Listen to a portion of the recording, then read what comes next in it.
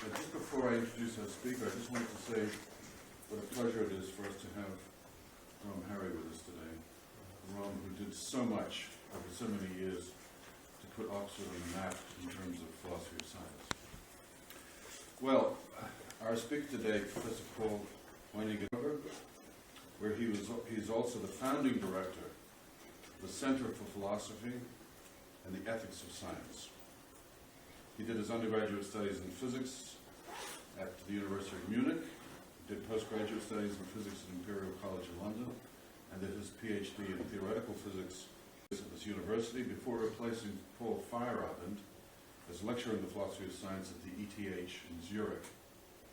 This was followed by a teaching stint in the University of Constance before he took up his present post. Professor Hoyningen-Huene has written prolifically on issues of the philosophy of technology. He's probably best known for his 1989 book on the work of Thomas Kuhn, an English translation of which was published in 1993, entitled Reconstructing Scientific Revolutions, Thomas Kuhn's Philosophy of Science. And this year, he's published by way of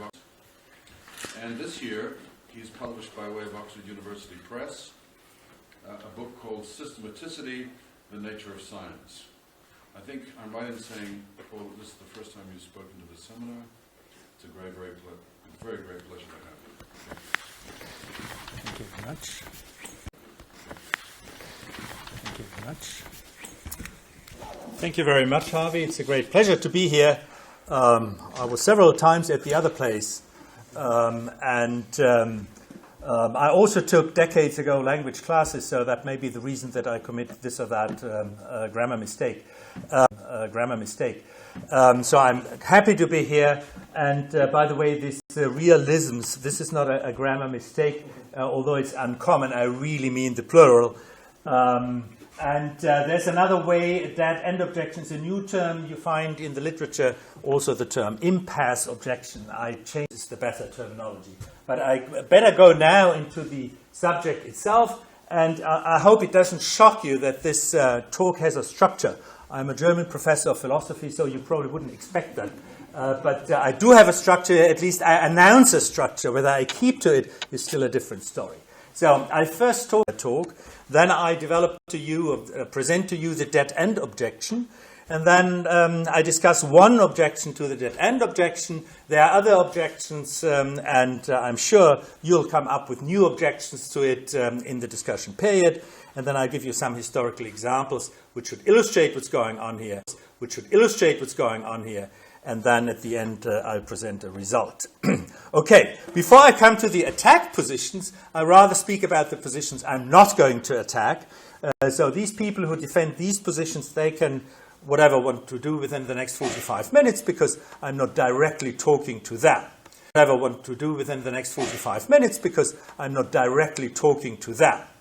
The argument to be presented is not relevant to all suppositions of scientific realism itself, the non-convergent forms. If you are just a scientific realist saying we have true theories in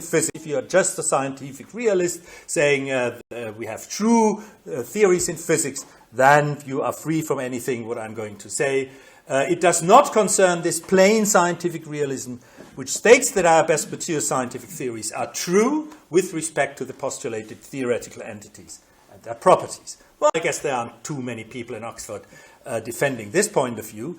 And also, it's not directed the argument against so-called entity realism, in which the manipulability, the main resource for the claim to reality. So I'm not saying anything against this sort of argument. And I am not going to realism that either bracket the general defense of realism or do not use what I call the structural continuity claim in its defense. I'm going to explain to you what I mean by the structural continuity claim. So there are some realistic positions which I'm not going to attack because they're using arguments different from the ones defense by means of this dead-end objection. So here the attacked position, and it's a variety of positions. Well, one can generalize it to one single position. So the argument presented in this paper concerns the, so to speak, traditional convergent scientific realism about entities. CSE, but entities usually called convergent realism, but as we have different sorts, I've got to be a little more careful, so it's called convergent scientific realism about entities. I'm going to say a little more about it later. And then I also, the argument is directed against all forms of structural realism with the property that they base their plausibility on game. And again, I'm going to discuss that and explain it to you what I mean by that. And then one can generalize that, and then any form of realism about any x may be entities or structures or anything else, properties or whatever, what have you, that has the property that it bases its plausibility on the continuum at x in a sequence of theories. So, for instance, one of the positions in the literature is that x are certain properties. And I call that then the X realism. And as you see, if you put X entities instead of X, then you've got the entity realism. And if you put structures in it, then so it's just a generalization. Realism. And if you put structures in it, then so it's just a generalization. And it's just that sort of argument about this continuous presence of X that's being going to be the target of the attack by the dead-end objection. Okay, now let's talk a little about this position in more detail. The dead-end objection. Okay, now let's talk a little about this position in more detail, that we have agreement what we are talking about. So first, this convergent scientific realism about entities, that consists usually in the literature, in its standard form, of two core assumptions. And the one assumption is that the accepted mature scientific theories, and of course here in Oxford, in this room, I mean physical theories, are approximately true, which means in particular that the theoretical entities postulated by them really exist. Electrons, quarks, fields, Big Bang, selection, pressure. I don't know whether one should include dark energy and dark matter at this point. Well, whatever. So this is this first core assumption, which is quite standard. And then the second core assumption of this sort of convergent realism is that the scientific statements about the properties of these entities become more and more accurate in the course of scientific development. That's the basic idea. Now, there is something still missing, of course. It's the convergence. And this, in a sense, this following assumption is optional, although it is part of the name convergent scientific realism about entities, and that would be the assumption that scientific theories converge to a true theory in the course of scientific development.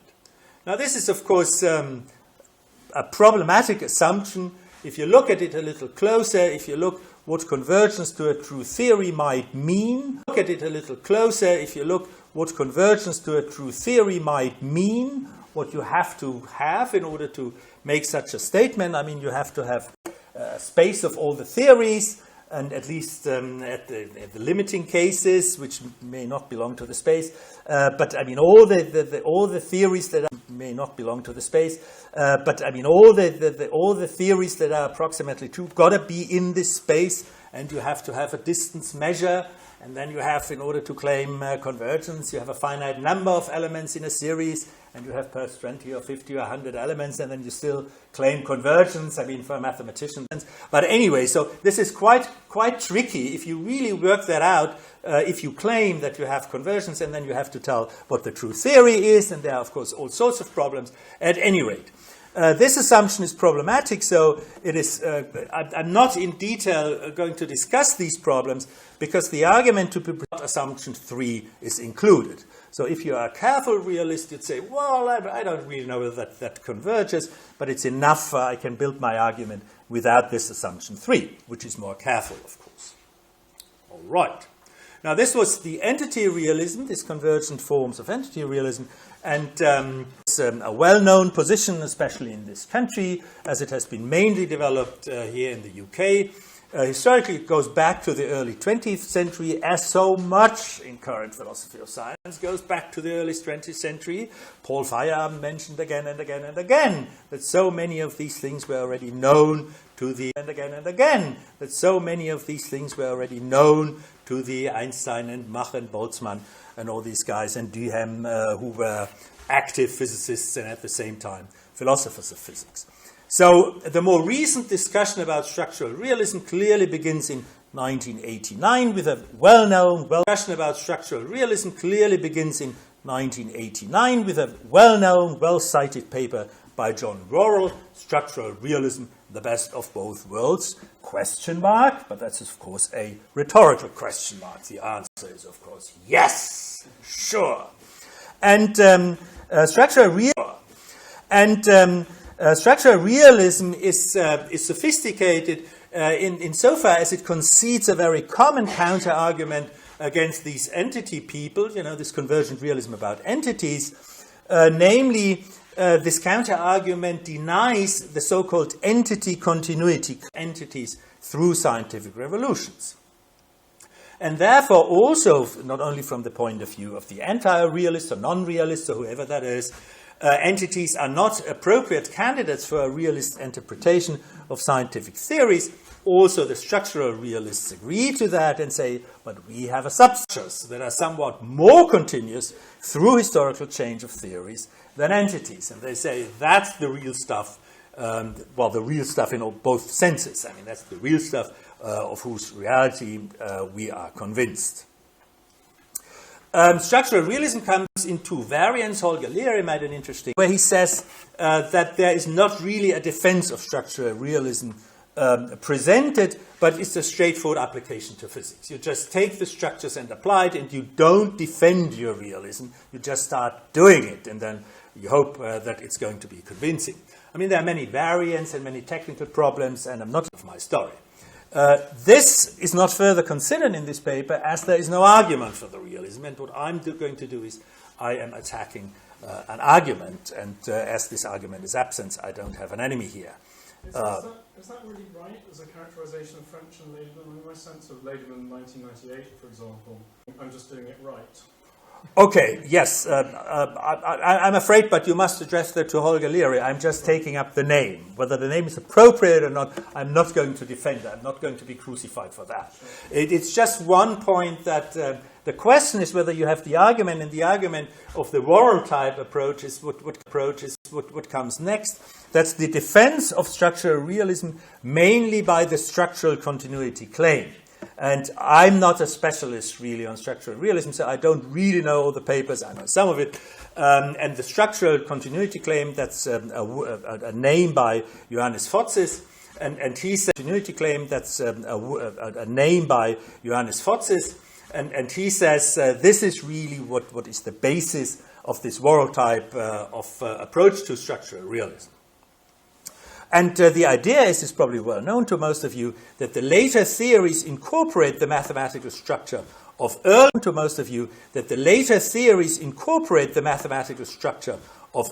theories, as it is shown, for instance, by the limit relations between them. That's only an indicator, but you can trace that further back. And of course, again, there are many technical problems of all sorts, but all that I don't have to address, because I assume it's all clear, right? I don't have to go into these minor differences between the different positions and even their tensions and so on. It's just not important for this sort of argument.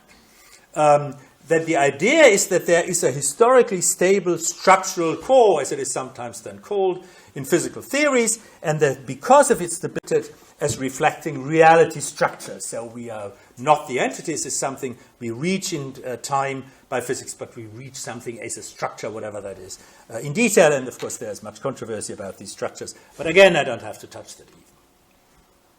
Now, what is the fundamental argument for the attacked, I've got to say perhaps a little more carefully?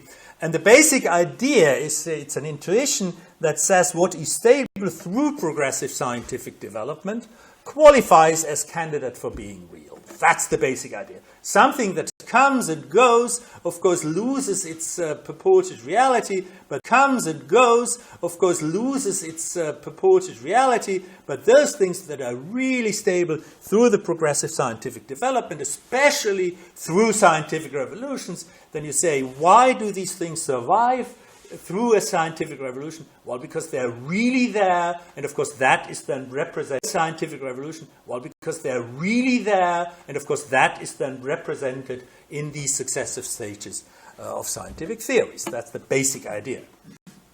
And you may call that Either when you do it for entities, you call it the entity continuity claim, or if you do it for structures, entity continuity claim, or if you do it for structures, you call it the structural continuity claim, or to generalize for any x, whatever it is, if you argue in that way for your realism, then you are having the x continuity claim. Okay, so this is the most general position that, of course, and apparently or obviously, this is an abductive argument, right? I mean, it doesn't follow logically, deductively, that you have this continuity. The reality does not follow from that, but it's an abductive argument. And now the dead-end objection has the property that it exploits the principal weakness of the abductive that I'm going to present here. So the dead-end objection is directed against, as I said, this converging scientific realism of entities, against the Roro type of structural realism, and any X-realism with or without convergence claim regarding the sequence of theories. So whenever you argue in that way by such a X continuity claim, structural or whatever it is in entities, then the dead-end objections brings you trouble. And now let us assume we have a sequence of empirically progressive theories, so they're getting better and better and better, with either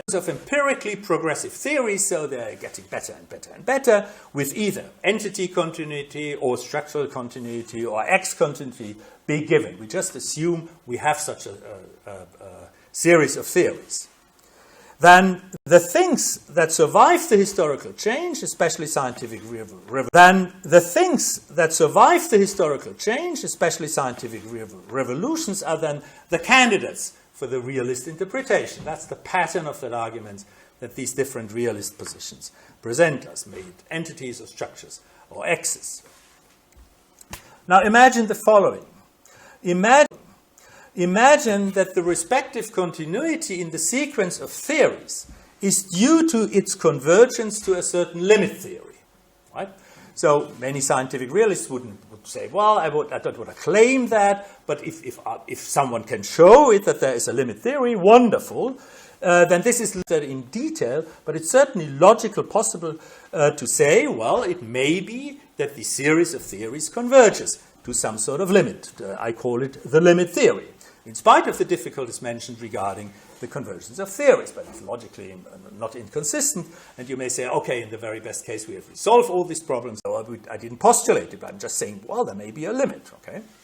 And then, if you ask the realist what you think of that limit, then the realist, whatever kind of, is forced to claim that the limit theory is at least approximately true. Whether she is sympathetic with the existence of a limit theory is irrelevant. But if I say, look, that's a limit theory, then of course the realist must say this limit theory is at least approximately true, otherwise the whole realism collapses. If that is not approximately true, then you have no reason to claim that the things that you see in the continuity of theories, that they can be interpreted realistically. Now, it must be at least make unlikely that the limit theory is a fundamentally false theory that is capable of making very accurate prediction. This would be a dead end. And the point is, it could be, in principle, that the limit is a theory that the series converges. Fundamentally false theory, capable of making very accurate predictions. I'm going to tell you more what I mean. Fundamentally false means, now it depends on which position you are defending or attacking. For the entity realist, some of the limit theory's theoretical entities are radically different from real entities. Entities are radically different from real entities. That means, in other words, that some theoretical terms of the limit theory do not refer, right? That's the fundamentally false part. And for the structural realism, it means that the limit theory structure does not even approximately represent. Realism, it means that the limit theory structure does not even approximately represent nature's true structure. Whatever these structures are, I can leave that completely open. That's the fundamentally false part. And the very accurate prediction part, that is what I'm saying, well, it's possible that this limit theory is fundamentally false, but very accurate predictions, well, it's possible that this limit theory is fundamentally false, but very accurate predictions. Imagine that the limit theory's predictions are correct, in all the relevant observables with the relevant accuracy of 10 to the minus 100. Right?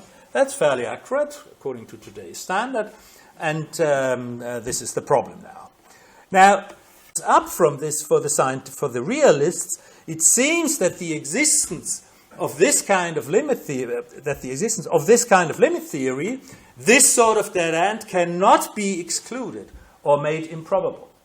That the realist does not have resources to say, well, such a theory exists with these properties, because we don't know anything about the limit anyway, right? And I say, well, it could be that we do have convergence, but the convergence goes to the wrong limit, so to speak, to this sort of dead end then of the argument.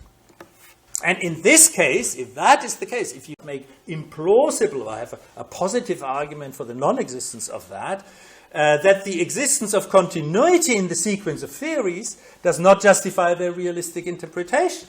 Because that continuity in the sequence just reflects the properties of the limit theory, or may reflect the properties of the limit theory. So to that limit theory, they show, the continuous presence of some x or whatever it is, and then you say, oh, that's a very good sign for their reality, and then I say, no. That's a sign that they reflect the properties of the limit. And the limit theory, this one, which I'm discussing, unfortunately is just fundamentally exclude that case, to draw the conclusion from this continuity of structures, entities, whatever it is, that these are real entities. They could still be purely models of reality, but nothing to do with reality itself.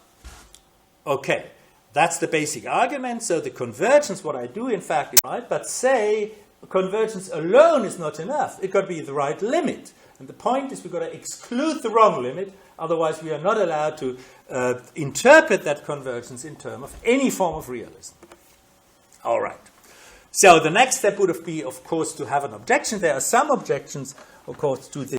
For time reasons, I only mention the one that is probably the most powerful one, or the most plausible one. It's the miracle argument. And the miracle argument would say the following. If you follow the miracle argument, it would really be a miracle if the limit theory with a relative predictive accuracy of 10 to the minus 100 in all its relevant variables. I mean, come on. I mean, if that theory is that good, I mean, it can't be really fundamentally false. And therefore, it's extremely likely that the limit theory is at least approximately true, and then we can survive with our realism. I'm just applying now the miracle argument, not to any of the sequence of the theories, but I really apply it to the sequence of the theories, but I really apply it to the limit. And that sounds perhaps plausible. And there's a counter-objection to that, and that says that in its only possibly defensible form, the miracle argument states that theories that produce use novel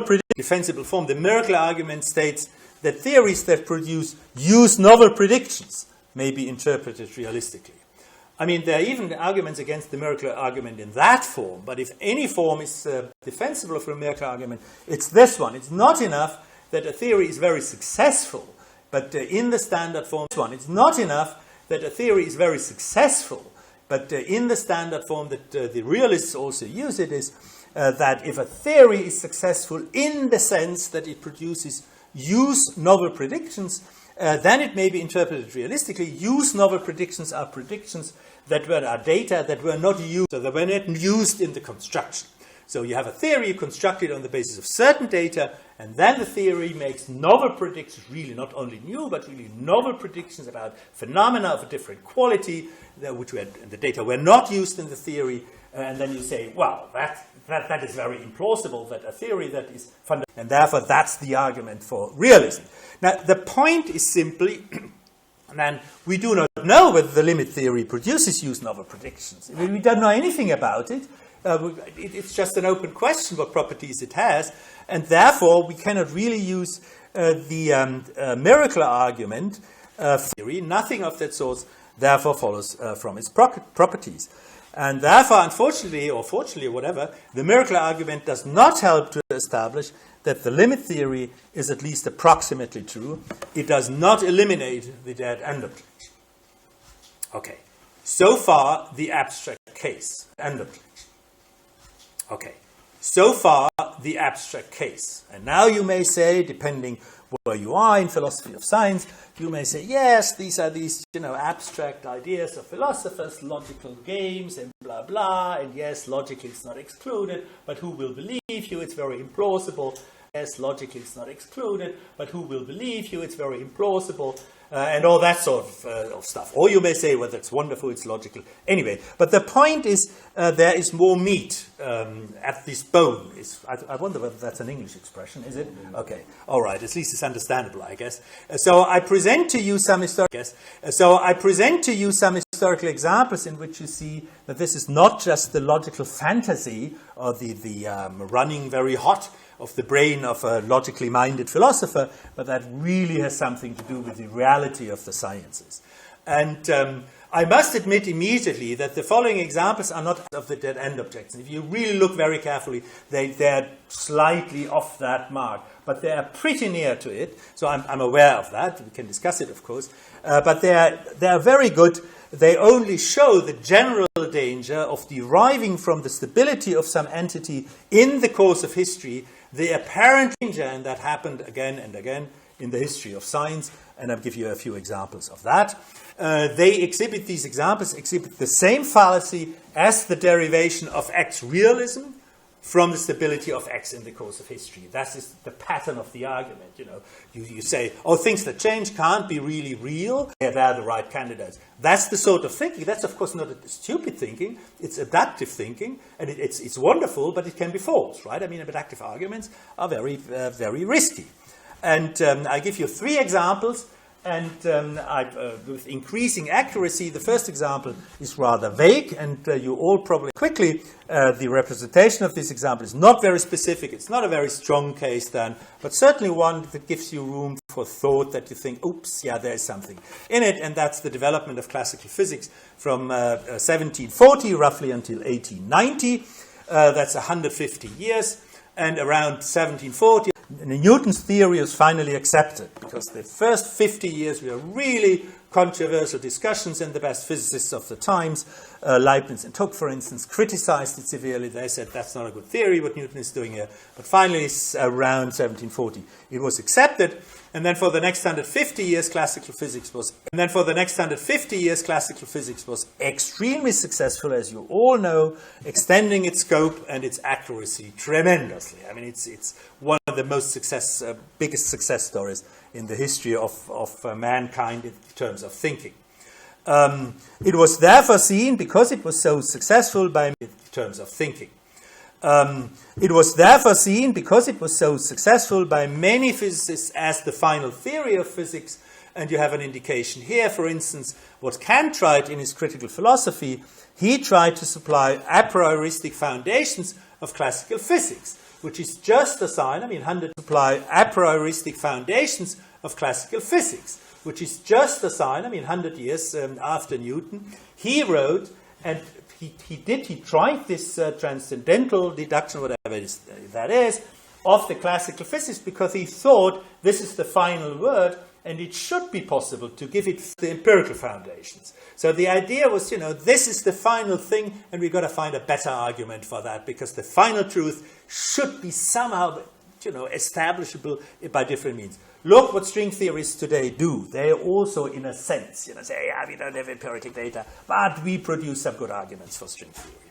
So this is just a sign. If you think that Kant was a bad philosopher, then you don't care about that. But then you read the other physicists of the 19th century. Most of them were really enthusiastic and thought at the end, the story by Planck shouldn't study physics and all that stuff. That's a good sign. And many physicists in the second half of the 19th century expressed their conformity of classical physics. And as we all know, from the continuous presence of the elements of classical physics in the course of scientific development, these physicists inferred the truth of the theory, because it was so stable and conquered new areas in new areas, and therefore from the success they conquered new areas in new areas, and therefore from the success they inferred the finality. However, as we know today, they were badly mistaken. It was shown by the advent of special relativity, general relativity, and quantum mechanics. It was just false. The stability of classical physics and its apparent convergence was false. The stability of classical physics and its apparent convergence over more than 150 years was badly misleading, as we know today. And I mean, if you look at the culture of physics, of course, physics, at least theoretical physicists, every theoretical physicist knows that sort of failure, and therefore And therefore, all the physicists, or almost all physicists today, are very careful about phrasing claims to finality of physics. Almost nobody does that any longer because, this was the lesson the physicists learned. Okay, that was the first example. Second example is the end of classical physics, and also you are familiar with that case, but possibly there's a little detail that is, because that's not so familiar, it's the advance of the perihelion of Mercury. All of you know that case. And this advance of the perihelion, I don't have to explain that. It's the movement of the perihelion around the Sun such that the ellipse in 1845, and also using all the older data by this genius astronomer and mathematician Urbain Le Verrier. And what he measured was the total effect, and that may come a little as a surprise. It is 5,599.7 arc seconds per century. That's today. You'll see why I'm doing that. So that's the total effect, right? That was measured. And the question was how to explain this effect. Why does this happen? If you have a two-body problem, of course, the ellipse is stable. And, of course, we do not have a two-body problem, but we have an n-body problem with n times 8 or something, and we have to explain this effect. Now, qualitatively different contributions. The first one, and that's unfortunately in most philosophy of science textbooks does not appear, it's the axial precession of the Earth. That's the largest part. It's a purely geometrical effect. So Mercury is moving, but the Earth, the axis has this precession. Part of it is just an effect of the movement of the observer, and that makes 5,000 something arc seconds per century. Then there is the gravitational influences. The strongest one is by Venus, something like 277 arc seconds. Venus is so near, it's not that big, but it's fairly near to Mercury. The next gravitational influence of Jupiter, this was all calculated by Le Verrier. It's a very interesting publication. I didn't go through the detail. I have copied it. It sits on my desk, but I want to go through it. It's 200 pages.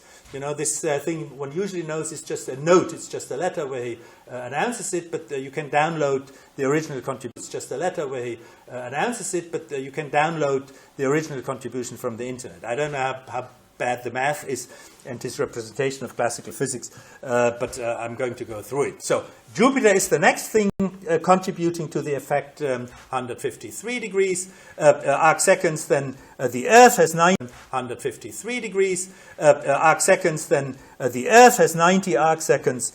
Saturn, far away but fairly fat, 7 arc seconds. Mars is also contributing 2.5 arc seconds. And finally, even Uranus with 0.2 arc seconds. If you add that, then there is an unaccounted rest of 42 arc seconds. But the point is, the most important point is that's 0.76% of the total effect. So it's almost nothing, right? So people thought, well, we conquered the problem up to 0.7%. Isn't that wonderful? Isn't it breathtaking, right? And these heterogeneous, and there's a little rest. Okay, what do we do with the rest? There were several hypotheses for the explanation of the rest. And one, the best known, is that there was an unknown small planet within Mercury's orbit called Vulcan. And people said, yeah, why don't we observe? If it's circling the sun, we should see the transitions in front of the sun. We've never seen anything of that sort. Yeah, well, could be different. Okay. Then the alternative to that, and that was Le Verrier's alternative, a ring of planetoids within Mercury's orbit. Because they are small pieces, that were discovered within Mercury's orbit. Because they are small pieces, that were discovered already between Mars and Jupiter. And then Le Verrier said there could be also such a ring of particles, They could have roughly the same effect. And of course you cannot observe them that easily. And therefore that is a possibility. Then another possibility is that that is a possibility. Then another possibility is that the solar quadrupole moment, that's rather complicated, but it may add something. And then another one, an act of despair almost, is that you say, okay, Newton's inverse square law is not okay, we've got to deviate from it. Now this is of course tricky, because physicists are always...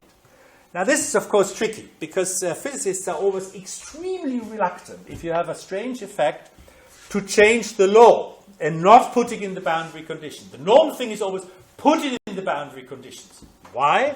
Because if you change the law, then you have to recalculate everything you ever did with that law, because problem, right? Unless the boundary conditions go mad. So that's the same reason with dark energy and dark matter. You just put it because it's too expensive to use theories, where you change law of gravitation. Anyway, quantitatively that looks the following. So you change the exponent here, you add a little delta, and the delta was very small, something like that. That say for Venus or Earth, you don't feel that little difference anymore. You only feel it very near to the Sun, so it's just right, it changes Mercury, but does not change the rest. That's the trick. So people thought that, but I mean, if you look at it as a theoretical physicist, you look at it and say, that can't be true, right? This is ridiculous, right? I mean, it's acceptable. I mean, you do not become a theoretical physicist who work with that number, right? As an exponent. That's impossible. It got to be 2, right? All right. Okay. So, the point is, although, there are several resources how to deal with the problem, and because of the wonderful convergence of the successive approximations, nobody was seriously worried. I mean, people, of course, it was puzzling, it was a challenge to calculate it, but nobody was seriously worried. It was not, in Kuhn's terms, so to speak, a significant anomaly. It was an anomaly, this rest of a significant anomaly. It was an anomaly, this rest of 0.76%, but nobody was really seriously worried. Well, the apparent convergence was badly misleading, as we know today, and Einstein's derivation of the rest by GRT in 1916 was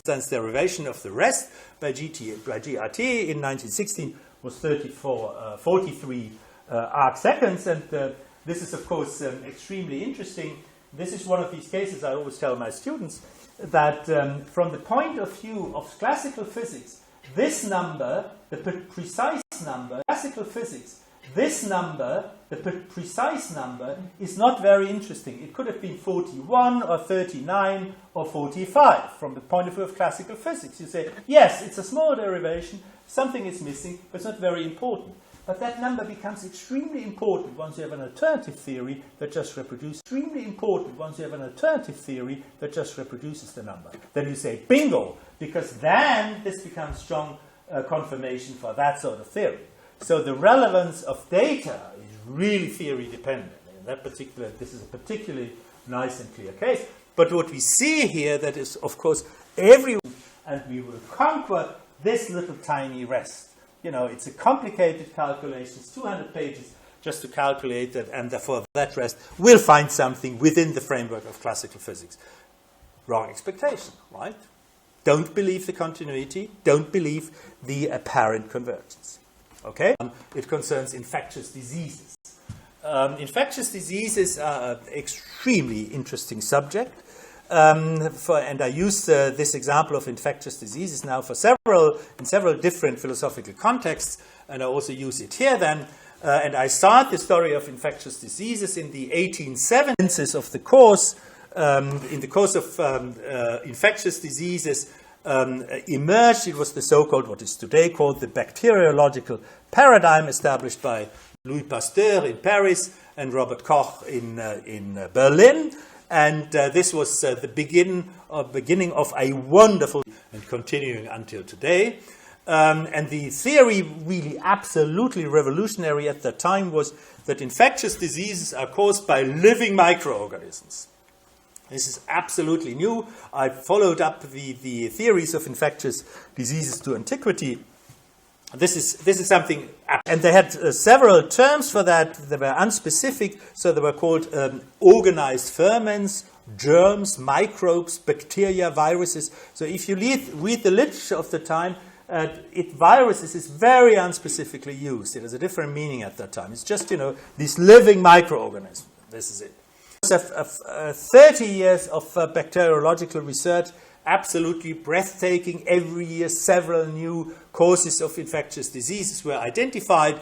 There's much I could tell much about it. It's highly interesting. Several kinds of infectious agents were distinguished in 1900: protozoa, bacteria, kinds of infectious agents were distinguished in 1900, protozoa, bacteria, fungi, and multicellular parasites. It's not very important what they are in any detail. What is important is that there were several diseases for which the infectious agent remained a mystery. And there were especially two diseases that were economically agent remained a mystery. And there were especially two diseases that were economically extremely important: tobacco mosaic disease and foot and mouth disease, because there were countries really being dependent economically on tobacco plants, and you had this strong disease there, and you had foot and mouth disease. Britain had foot and mouth disease. Britain was especially concerned with that one, and one couldn't find the infectious, couldn't identify the infectious agent. And now I cut a very long story short. During the following 55 years, two very important things happened. It was first the identification of DNA substance together with its structure and the basic mechanism of its reproduction. This is, of course, with Watson and Crick in 53, therefore 55 years, and which is by itself an extremely interesting story, the discovery of viruses, together with their structure, namely an outer coat of proteins, lipoproteins, and an inner core of DNA. The story now, I look from very far and just look at the history of these infectious diseases and say, okay, what is the result in, say, 1955? Well, we know something about the infectious diseases. It's always RNA and DNA involved. The general theory of infectious diseases in the 50s, all in other, less important animals. And now it's very important to see the following, that there was first overwhelming empirical evidence for these theories. For thousands of infectious diseases, bacteriology and virology had identified the respective agents. And there were absolutely, overwhelming theoretical reasons for this general theory, namely that it always is DNA and RNA involved. The infectious agent must be able to multiply in the host organism. That's very important. Otherwise, you can't have these infections of that form, these illnesses. And all conceivable mechanisms thought it was a stupid molecule, it was too stupid to carry genetic information, therefore they thought it is proteins. Until they discovered it's just the other way around. That DNA is the intelligent, or at least the one with the big memory, that you can put biological information on the DNA, and the RNA and the proteins are just not the possible carrier of genetic information. This was the breakthrough in the late 40s, that people realized we got to go for DNA after years and years going after proteins as the carrier of genetic information. So people knew it got to be DNA and RNA, and then you knew the mechanism of multiplication, and there was absolutely no alternative to multiplication, and there was absolutely no alternative to the fact that the infectious agent multiplied in the host organism, and that is only possible if there's DNA and RNA, because there you got the mechanism, and there's nothing else conceivable at all. Now, this general theory was unanimously accepted until the early 1980s. This is something like 110 years. And I mean, there were countless of important cultural achievements based on that. It rested on an enormously successful scientific tradition. It rested on an enormously successful scientific tradition of 110 years and produced innumerable novel predictions and practical applications. Remember, the life expectancy in Britain in the 1850s was roughly 40 years. And that was, of course, for the whole history of mankind. It was something like years. And that was, of course, for the whole history of mankind.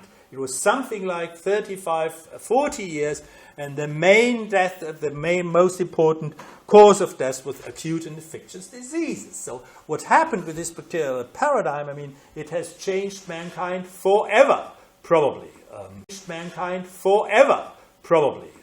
Well, if nothing bad happens. At any rate, so this is incredible what happened there. Life expectancy in Britain in 2000 is roughly 78 years, so it's 80 for women and 76 for men. So you see, and this is really the theory of infectious diseases. There was almost no failure. Well, a number of transmissible diseases, there could not be DNA or RNA, could not be identified in the infectious agent. It is scrapey.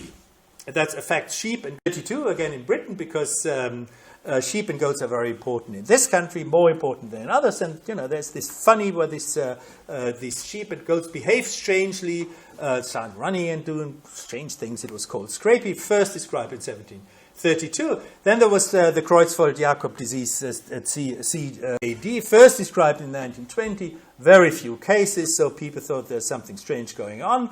Then there is Kuru. It was first described in the 1950s in Papua New Guinea. Well, who really cares about illnesses in New Guinea?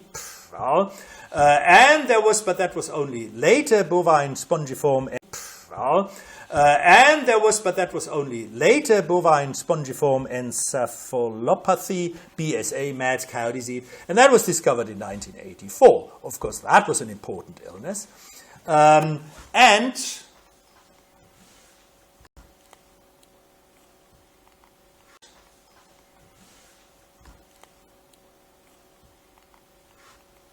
Oops, here we go. These diseases have a number of very surprising properties, extremely surprising properties.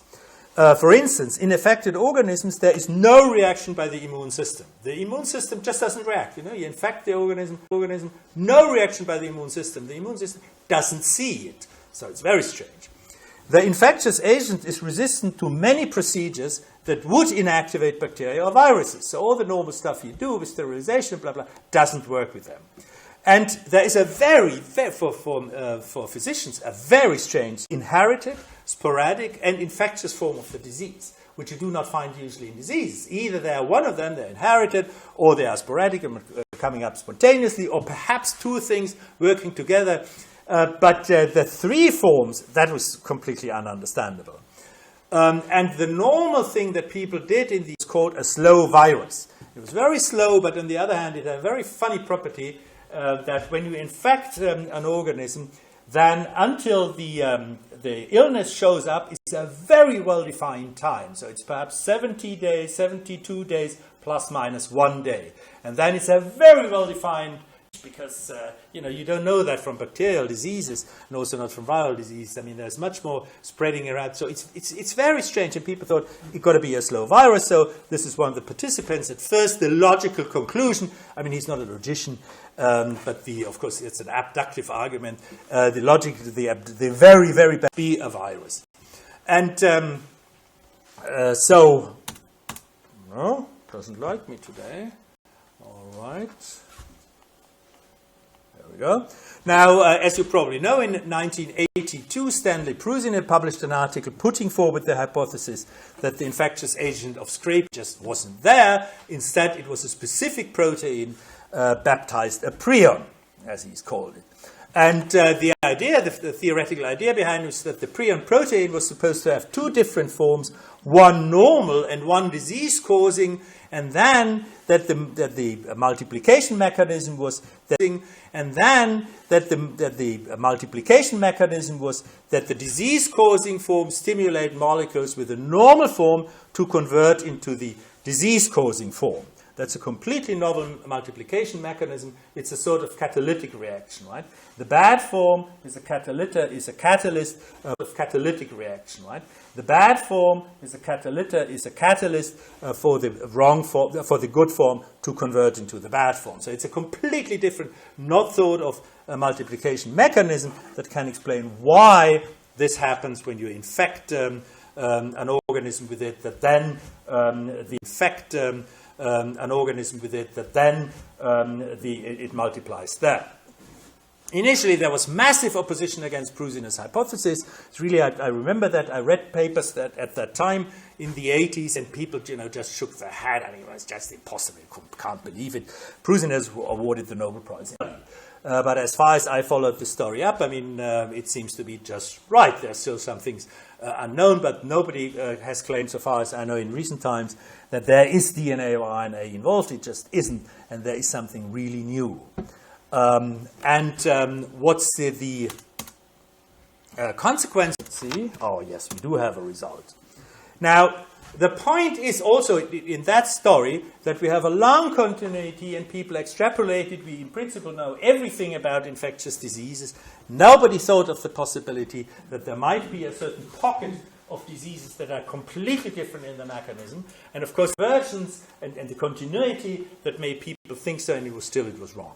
So the point is, in summing up, the core argument for these forms of realism I'm discussing here is the continuity of some aspect, entities, structures, or whatever, in the historical sequence of theories. Entities, structures, or whatever, in the historical sequence of theories.